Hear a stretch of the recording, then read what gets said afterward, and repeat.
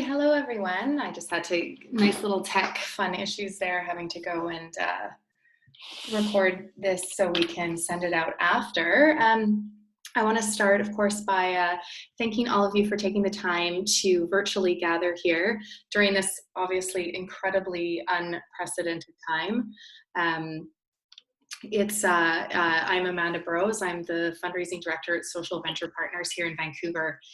And I have to say, in the few years that I've been here, with all of the content that I have created or that has to do with fundraising, or all the content that I have anticipated that you might want to know about, never in a million years would I have ever predicted that I would be creating a fundraising in a time of crisis online session within this last 24 hours.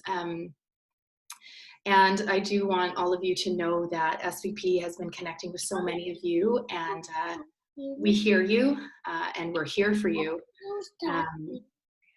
And we're trying to stay the course and do what we do at SVP, which is help provide capacity for the nonprofits that we support, so you can indeed advance your missions. And we now know that as a funder, our help is needed more than ever to really help all those people in our community, whether they have been an alumni or current, to be able to advance the work that you're doing. So this is, I'm going to talk for about 45 minutes, and then we have time for Q&A. We have blocked out 90 minutes for this, and I would like to invite all of you to be able to write comments in the chat section, and to keep your microphones on mute as well. And I love that my building just started vacuuming in the hallway now. I hope you don't hear that, but and then at the end, I will start addressing your questions. I probably won't be addressing them during the presentation because I just have it on my screen, the presentation right now, so I can't see your comments yet, but I will definitely get to them, okay? So a lot of you on this call know me, but a lot of you don't. And I'm not gonna get into great detail about me at all, but I definitely always wanna center this conversation around what is philanthropy and how I approach philanthropy. And I don't approach it in this sort of capital P philanthropist, high net worth individual way. I approach philanthropy at its core of what it literally means, which is the love of humankind. And a lot of you have heard me tell this story before, but for the sakes of those who don't, and again, just to anchor where I want to take this conversation, is that idea of a love of humankind, and that term philanthropy first appeared in a Greek play called Prometheus Bound back in 500 BCE. And within that play, if you know the play, Prometheus was forbidden to give humans the ability to make fire. But he did it anyway, because fire represented hope and it represented optimism. And because of his philanthropia, his philanthropic gesture, his love of humankind, he was bound to a rock in perpetuity and punishment. And so I don't say that anyone's punished for acting in a generous manner, but what I say is that it takes potentially sacrifice to be able to, and it's sometimes uncomfortable. And right now more than ever, in that idea of coming together as a community to help each other, to share what we have, and to mobilize, to really be able to respond to this very unprecedented issue of our time.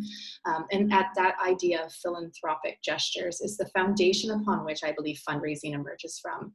So I say all the time, I'm so proud to call myself a fundraiser. I do not beg for money. I invite our communities in with the resources they have and are willing to share to try and help our communities thrive, be better, and to advance our missions.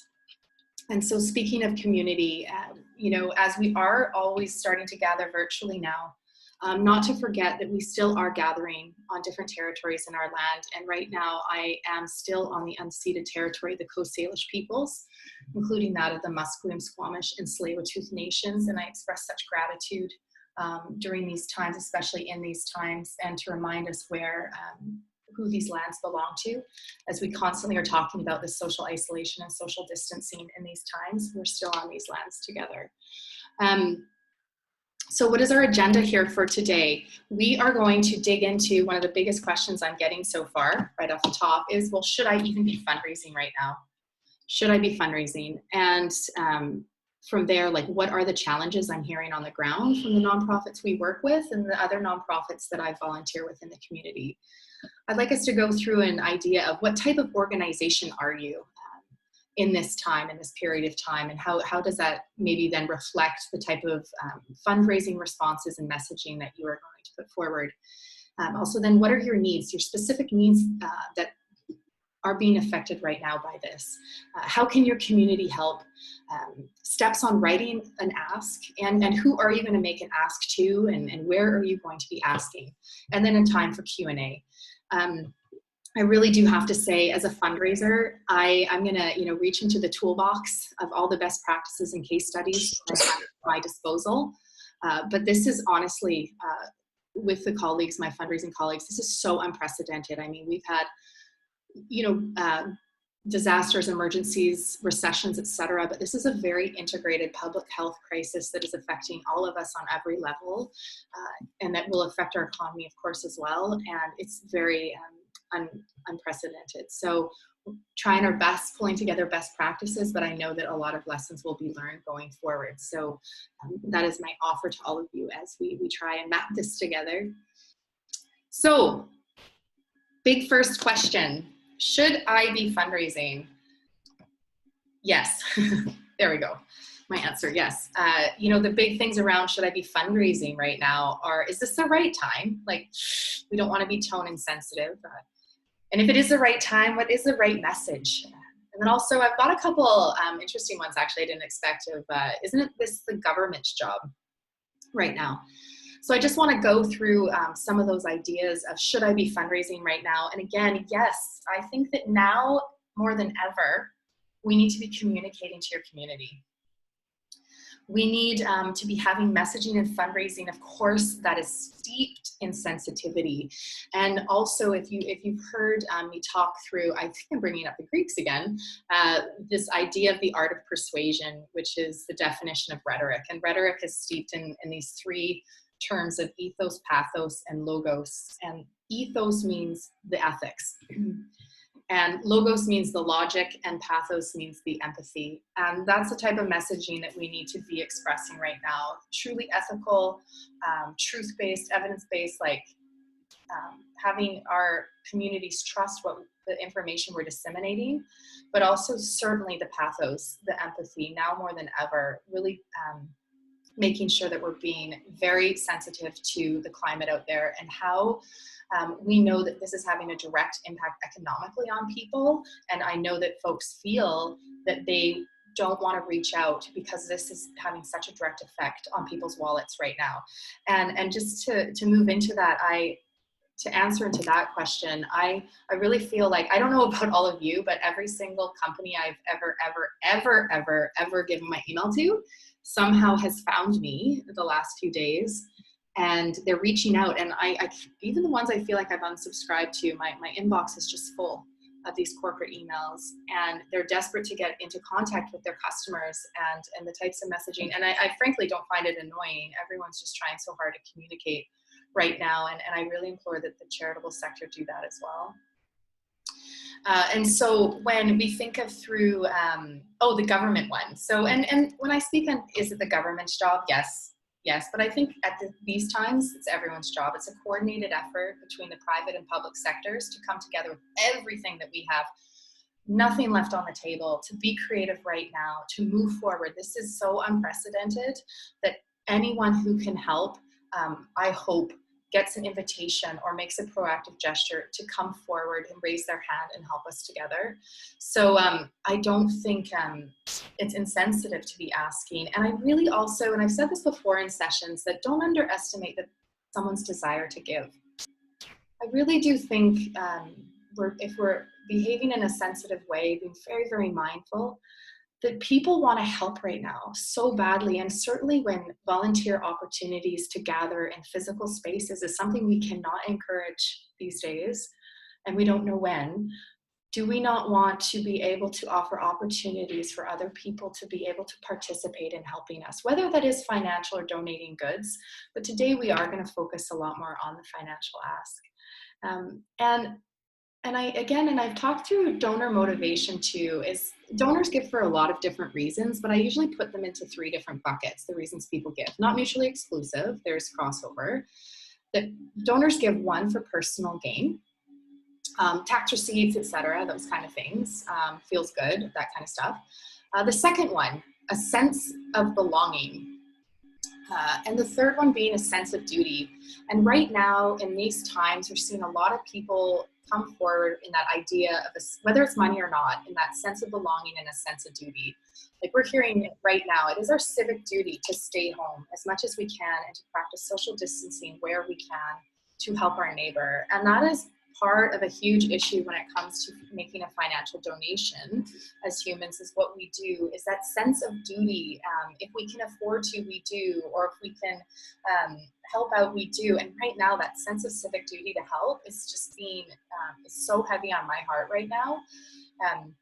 And that doesn't then mean that we're exploiting our communities by then offering invitations to help. It just means we're recognizing people want to help. And again, the sense of belonging piece. The sense of belonging piece is huge right now when people are feeling so socially isolated and distant from people. Being part of helping a cause move forward creates such a huge sense of belonging, which again comes back to the importance of communicating to your community, whether you're asking for a gift or not. So like if you don't, gut instinct, you just don't feel right about making a financial ask today, tomorrow, in the next few weeks, that is totally okay. There's no right or wrong answer here, but what I do do is to still be communicating with your funders, with your volunteers, with your corporates, with your beneficiaries, with anyone you serve, lapsed donors or not, to just make sure that they know that you're here. And I know we are so stretched for time, but with all the stuff that's on our plate right now, but I highly recommend not forgetting to communicate. I'm gonna just hit pause for a second. Gina, can everyone hear me okay? And someone's microphone's still on, is not off. Just taking a temperature check here. Gina? Okay, great. Hi, yes, I'm here. We're good, and the sound's okay? Little check. The sound is great, yeah. Okay, thanks. Okay, so let's get into the, what are the big challenges? I don't think this is a newsflash to you. I've had so many conversations over the past few days that the overall issues that are happening is this massive disruption and uncertainty. And I haven't listed it there, but certainly anxiety. Like the amount of anxiety folks are experiencing right now is, of course, I'm experiencing it too. And it's heartbreaking. And here are the big issues that are coming up, is that we're having disruptions, of course, in services, in our program deliveries, in our operations. Like how are we going to afford to pay rent? How are we affording to pay staff? How are we going to serve our beneficiaries if our main program delivery model is at a school and the schools are closed? I mean, I don't know how many the majority of the nonprofits we work with at SVP, this is a massive one that's affecting all of you. And so what do we do if we don't even have, how do we fundraise for programs that are no longer going to be happening? I mean, that's a huge unknown and uncertainty. Certainly this last one, the funding and sponsorship, is a question I'm getting quite a bit, is what's going to happen to the funding that we already received, that we were given contingent on delivering a program? Or certainly if we've limited the size of the program, will we be penalized for not having the outputs that we promised? I don't have an answer to that, right? Like we're sorting through those questions and hoping that funders have a lot of empathy and understanding during this time. But that is definitely an unknown, and it does create anxiety, I get it. And also in the sponsorship, when companies give like marketing, this is more of a marketing, not a philanthropic gesture. Like a company gave your event, a big, sorry, I'm just trying to mute someone. Your company gave, you could just look down in your bottom left to just double check if you are on mute or not. That would be awesome. Thanks. And I hope everyone can hear the vacuuming. It's like right in my front door. So and the stuff with the sponsorship, it's hard because if you've canceled or postponed an event that you had a sponsorship for, you do need to offer that company their money back, right? And how do you do that if you have limited amount of reserves? It's very uncertain, and we get it. And so what I wanted to ask all of you is, I've sort of been trying to put this together because I'm hearing different things from different organizations and trying to correlate and organize different types of where I think all of you and also my colleagues and other organizations fall into. And I feel like there's about 5 types of organizations right now that that COVID-19 is affecting in these ways. Type 1, I mean, business as usual. I'll come up with a better expression because nothing is usual right now. But business as usual is essentially this idea of, it's not going to make a big impact. We've got this really robust monthly donor programs. You've got these confirmed grants. You don't have a lot of fear financially right now. I haven't met many organizations in this one yet, but I would say actually, I'll go into actually more examples after, but type 2, you're on the front lines. This is mission related. You are doing emergency response. You need to raise additional funds to combat outbreak. We're seeing this a lot, of course, in the World Health Organization, WHO. We're seeing this at our BC CDC. These are examples of that. Type 3, a lot of you fall in this one. You could, this is none of this is like black or white, but type 3 is this will affect those you serve. The vulnerable communities that you serve, like if you're serving like a Backpack Buddies food out of a school and those schools have closed down and that food security is now disrupted, this is where you fall. The same with zero ceiling with layoffs and housing disruptions. This is directly affecting those that you serve in major ways, and you need to raise more funds to mobilize combating this unprecedented need. A lot of nonprofits that we work with fall in here. Type 4, quite a few who fall in here, is if you're not on the front lines, but this is totally hurting your income. I mean, you've had to postpone a fundraiser. How many? And certainly within the next 90 days, best practices, is there such a thing right now? But in 90 days, if your event is in 90 days, more or less, you're probably pretty much postponing it, right?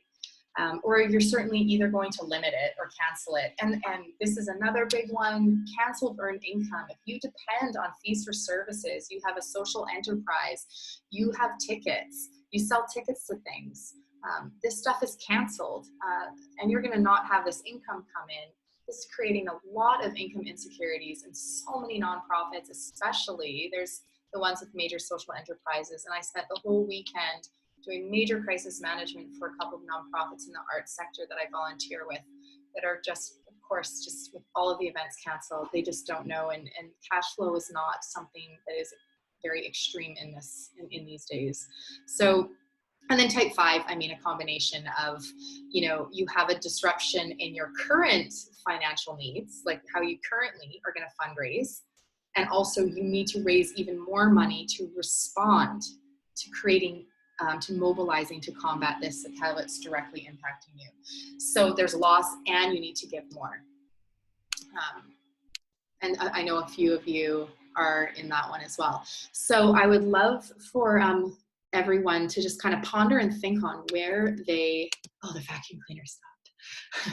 I would love all of you just to ponder which one of those that you fall into. Pardon me. And now I'm going to share some examples in a second.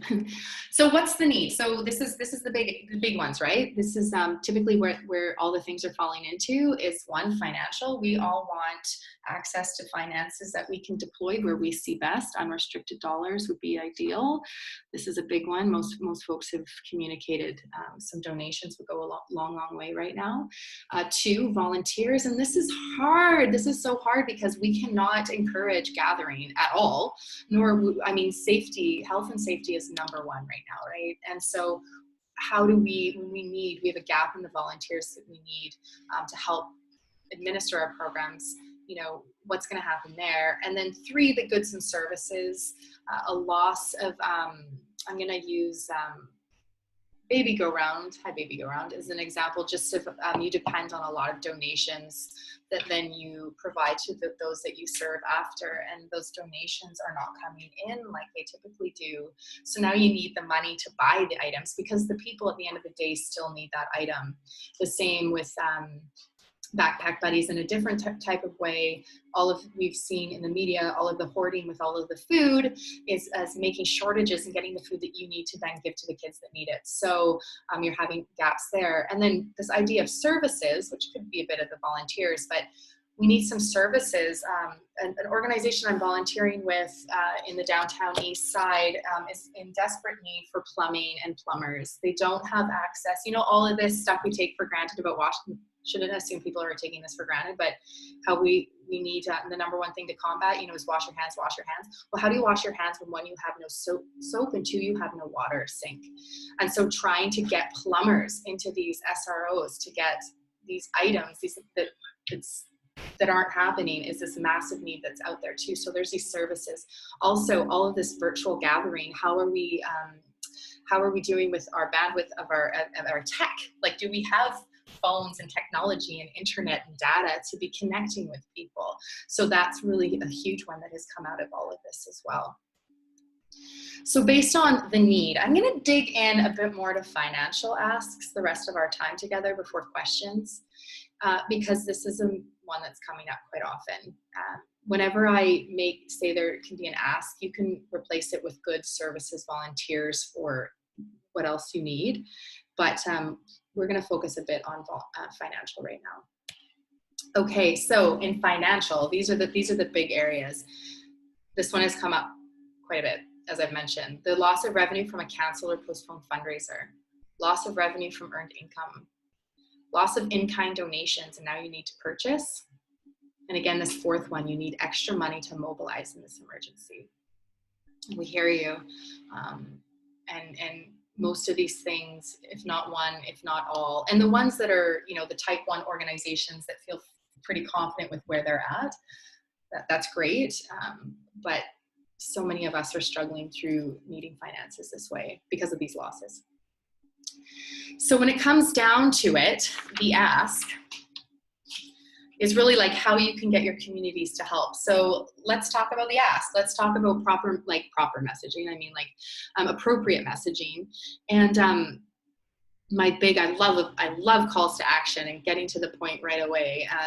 And I'm going to show you examples through all the types that I had shared earlier, types 1 through 5. So here's type 1.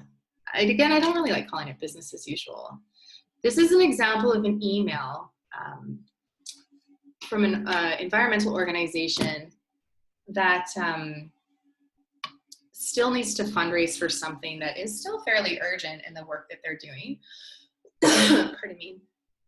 And trying to make sure that it's done in an appropriate way. And so this is, you know, they reference COVID in here, but what I implore folks to do who do have this sort of, you know, business as usual, don't have as much of a financial issue right now, to stay the course with your fund development plans. Maybe pause them a bit if you feel like you can, but I still think I recommend taking the course. What we have seen over the years with disaster fundraising, disaster relief through Katrina,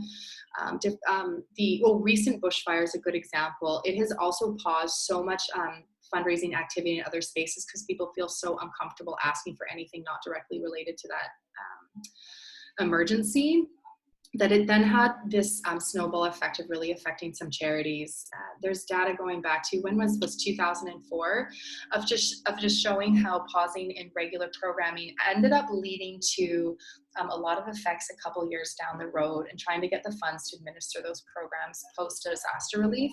So being mindful, we know this sense of urgency, we know what's important right now, and you might want to pause what you're doing, but that staying the course, because the work that you do on a daily basis is truly, truly imperative and important.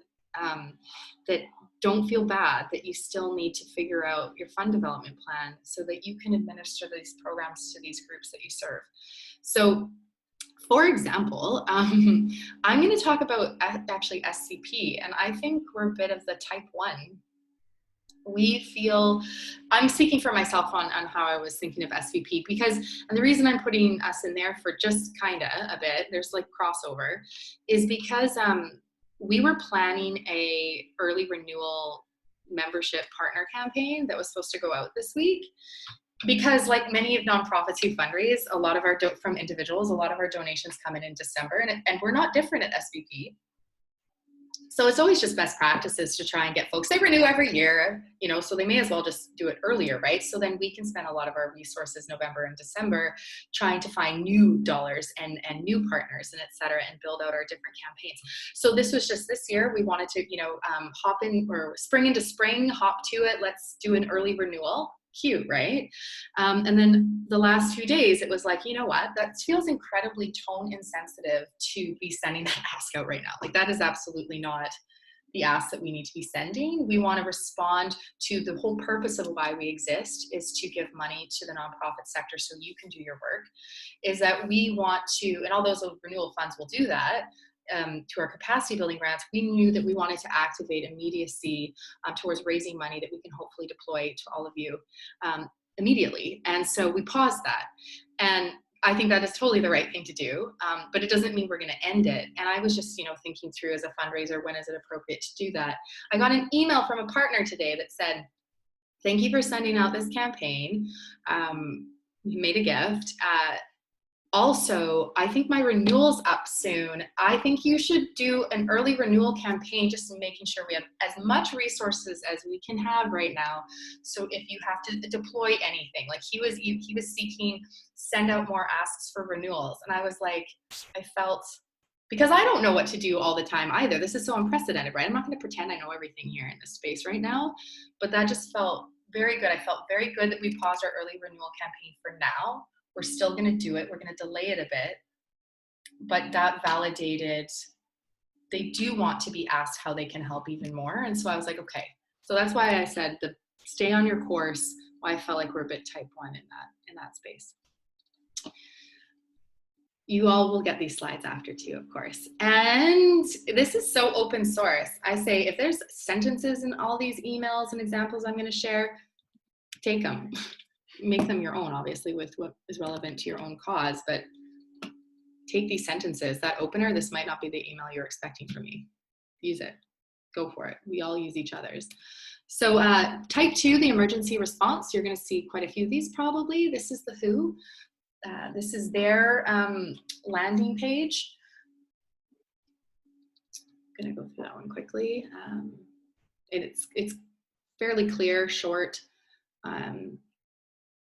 The donation path's pretty easy. You can do this for no matter what type that you're in, right? You can set up an easy landing page. We'll talk about that in a second. Type 2, emergency response from social media. A lot of you are like, I want to use social media. Now, if you're trying to make financial asks via social media, you've heard from me before with this, that's pretty hard. It's pretty hard for the first action to somebody to take through social media.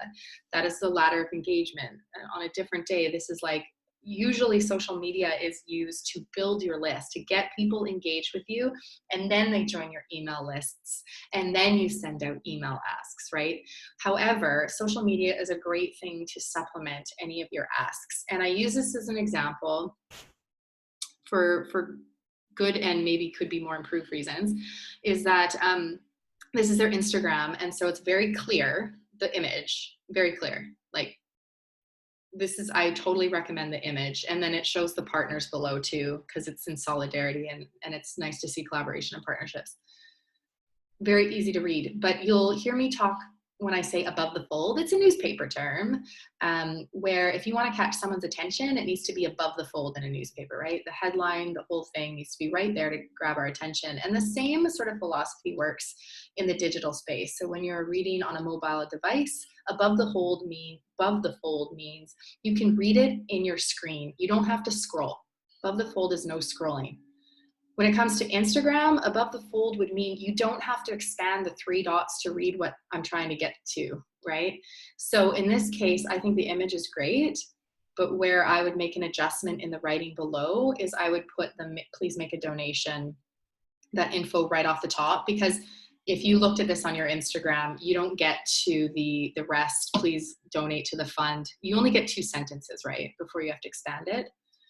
So to put exactly, get to the point right away and put it right at the top. And so to practice when you post something, that your audience does not have to expand what you're trying to get them to do. The call to the action Don't beat around the bush. Just put it right at the top. But I do really love the image in this case. You can use this as an example regardless of what type of organization you are.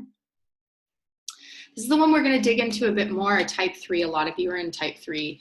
This is an example of an email that follows these 6 best practices steps for a digital ask, right? Under 300 words. So here it is, the opening. So step 1, and also, by the way, pause. I have a worksheet for all of you I'm circulating after to really just try and get you in bullet point form to knock down some of those challenges, needs, and what your ask could be and how you would write it out, similar to this.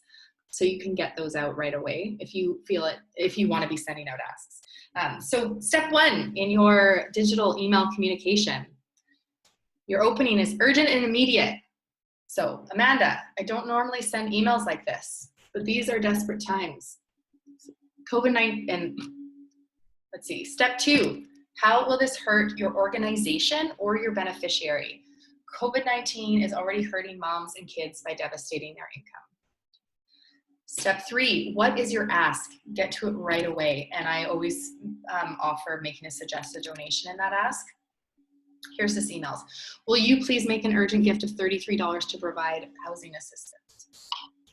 Step 4, a story. We always talk about a story to really illustrate your point and your need. So here it is. I just got off the phone with a mom named Angie. She waits tables at a local restaurant 37 hours a week. She was just cut back to 3 hours. The virus has directly affected her life. She has 2 kids and is worried this could make her homeless. How can Angie pay for rent, food, and daycare when the schools are canceled and she's only getting paid for 3 hours a week? She can't, but you can help her. So part of this story is how this gift can help. Here it is in bold. Your gift will provide immediate emergency housing assistance to a mom like Angie who's not able to pay her rent. You'll save her and her kids from being homeless. Step 5, try and connect that story to your overall need and how that would help. So here it is. Just this week, I got even more phone calls like Angie. Their jobs are at risk. Kids are out of school. Daycare is unaffordable. It is cold outside. It is not the time to be homeless. Step 6, make that special gift ask again. So here it is. There are no extra funds in our budget to meet this urgent need, but your gift today will provide instant relief for moms facing this uncertainty. Your action is needed now. Please make a gift. Thank you. So in this tips for digital fundraising and results, that email is 250 words, I think. So it's less than 300 words. And also points 1 and 3 are really huge to get to. People have 3 to 5 seconds before they'll start skimming, maybe stop reading. You need to grab someone's attention within 3 to 5 seconds. And it's okay to get to the point right away. Definitely okay. People are getting inundated, as all of you are aware. I am with emails, so we have to make it really quick. This is just a digital email best practice, period. But in this case, the points 1, 2, and 3, which is on your worksheet that you'll get, to get those right to the point in 1 sentence. The subject line, definitely you can mention, COVID-19 and convey your urgency. I highly advise that start sending things out soon if this is in fact where you want to go with emailing digital fundraising asks, and send it multiple times, because you don't have necessarily the click and open rates of 100%, right? And so it's okay to send the same message several times, and it's okay to change the story. It's okay to shorten it more, but I do recommend sending a few out. You've probably heard me talk about this before, ditching the newsletter template. You make it like as personal as an email as possible, and make it legible. We sometimes are held hostage to the aesthetics of things, but honestly, just very easy, large font, lots of white space. This is not a regular newspaper template. I would get rid of all of that.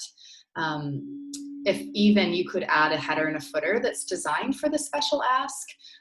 So in your email, instead of having the newsletter template, you can put, special ask campaign, etc. up there. And then of course or you don't even have to. I honestly typically send like this email example.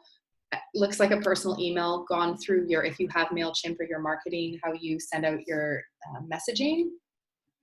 You don't have to make it fancy. This gets read way more than bells and whistles. So this is, to me, totally fine format. Maybe even bigger font. I was trying to fit it on one slide. So there, I was trying to do aesthetics, I guess. What else? The signer of your email. So I think it needs to come from your executive director or a board chair. If they're not comfortable with the copy and that sense of urgency, well, maybe they're not the right signer. It depends. It's up for your organization to decide. When it also comes to digital fundraising, of course, your website, we all know it can't be clunky. How are you making donations easy? Do you have a path to donate online? These are things that I would be inviting one-on-one conversations with, making sure that everything is set up for success. Because what would be really great on your websites too is to really reflect on your landing page what's going on in the world and what your needs are in response to it.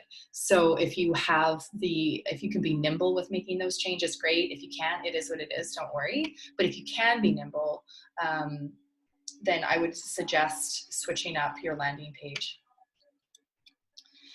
Here's a type 3 direct mail example. I'm not gonna read it. I'm not gonna read it like I read the email for the recording, but it's around, it's longer because it's a letter if you want to do mail outs. At this time, I don't know how many mail outs people will be doing, but this is an example of what your letter could look like, and how this is affecting the vulnerable populations by being so isolated. And this is going to be massive messaging going forward with so many nonprofits that we are in our communities. Excuse me. This next one, this is like an example of a type 4 direct email. This could be an email as well. And this is an art gallery example, but this is steeped in the idea of loss of income from tickets. As we know now, when this was made a few days ago, all of our art museums, certainly in Canada, are pretty much closed. So this is not even relevant messaging anymore necessarily, which is just, everything is just, as we know, moving so quickly and changing daily and hourly. But where also I see opportunities in this space of where you're losing income from an earned income stream, such as your social enterprise tickets, membership, fees for service. Certainly if you're selling product or offering a service, is there any way, and we're seeing this with our local restaurants, is there any way out there that you can be selling gift certificates? Do you have the capacity and capabilities to be able to be selling the gift certificates? You have to be incredibly mindful that you need to be able to afford to redeem the gift certificates after, when this all settles, that if you are going to offer whatever you're going to end up offering and suggesting, hey, buy a gift certificate for $50, to say, I don't know if Fred Schruce is on the call, but they have the lunch boxes, to make sure that you're able to fulfill those orders once people start redeeming the gift certificates. So that back end stuff and looking forward is really important, and also managing, can you sell gift certificates? But I've seen so much of that in the service industry, the restaurants, that's how they're doing, right? That's how they're trying to survive right now. So another type 4, loss of income from a fundraiser. This one brought me, brought me happiness to see that something that was happening, affecting their sleep out. Covenant House does lots of sleep outs as a big revenue generator. This is in Burlington. They're doing a sleep out as well. And rather than cancel the event, they made it go virtual. And I think this is where we get creative. This is where this is where we can get really creative. I mean, yes, if we have the capacity to do so, I get it for sure. But they're doing the same. I mean, they're not having to organize, having folks come to them. This is from their website. I would suggest this is kind of a little long for an email, but this really details how they're going to make this event work. They want you to sleep out in your garage or your backyard if you have access to that. Post photos. They've got the hashtags to try and connect everyone, because they have really reflected that this $300,000 is critical for them to move forward. and that they don't want to be able to totally cancel this event. So a lot of you have events that you're postponing maybe into the fall, but are there other ways, if you're looking for that income now and that cash flow now, is there any way that we can create and be creative with these virtual events? And something I think when we open up the Q&A would like to dig into more. And outside of even just your fundraisers, actually there's this, I always use this example, but I need to actually know what the charity is because I never remember. When I used to live in Toronto and did a ton of galas, this one shishi organization decided to do a non-event event. And so they did it was a $500 gala ticket. You got a full tax receipt for it because you had to stay at home. But the thing was you had to hang out with your friends or family. You know, there was some component to our lives are so busy. You don't need another gala in your calendar, but we need a fundraiser, 0% overhead to create this kind of thing. It was so successful and amazing because it just really encouraged people to spend time with their families and stay home. And I think that we have opportunities here now to be creative with having at-home fundraisers and activating them with hashtags and encouraging people to share. We're seeing FaceTime cocktail parties happen, lots of different methods that we're trying to still be able to connect and gather. We're trying to push back from this idea of social distancing and start trying to call it physical distancing because we need our social connections more than ever. So as the charitable sector, how can we get creative with barely any time and no capacity if we want to try and raise some revenues? I think there's some ideas there. And also just even maximizing virtual opportunities to gather if we want to have one-on-one meetings with our donors or potential donors. Also, if we want to have town halls and discussions, there's a lot of different things I think we can chat about. Okay. So, and finally, where are we going to ask and who are we going to be asking? This is like the place where when I get the question of, should I be fundraising? I definitely am curious to see how everyone's board is reacting and helping and behaving in this time and how all of you are doing in that space because everything's moving so quickly. But if I were to send out an email ask because we are missing out revenue from a fundraiser, I would certainly be asking the whole database. Here's a list, and then other places where, and I think what you'll be noticing too, where we can be pushing these asks out is that where I have the peer-to-peer, we're going to start seeing a ton of the Facebooks, the crowdfunding, all of that stuff appear as this begins to directly affect, as it is directly affecting individuals, but also organizations. I know Facebook has a massive one, a fundraiser out right now for WHO and United Nations and their massive solidarity appeal, which has appeared in a variety of different channels, social media, actual pages like Facebook, their own home pages. And so they're raising money in different areas, but they're not necessarily, I don't even know what the full total is because I just looked at the Facebook one. But it's a bit different from asks from other places. Anyway, but there's going to be a lot of these types of peer-to-peer fundraising, and we're going to see a lot of different creative ways of making donations to organizations and then sharing, the information with our friends to also give. So that either happens through emails, that happens on social media platforms, that can happen through Canada Helps peer-to-peer, that can happen in other crowdfunding platforms. But I think that's the thing that we're going to start seeing absolutely triple. That's my sense so far. And let's see. And so because I want to open it up to questions, I am particularly keep up to date. Oh, I forgot to tape it with Dr. Bonnie Henry's updates. And she said this the other day, be kind, be calm, be safe.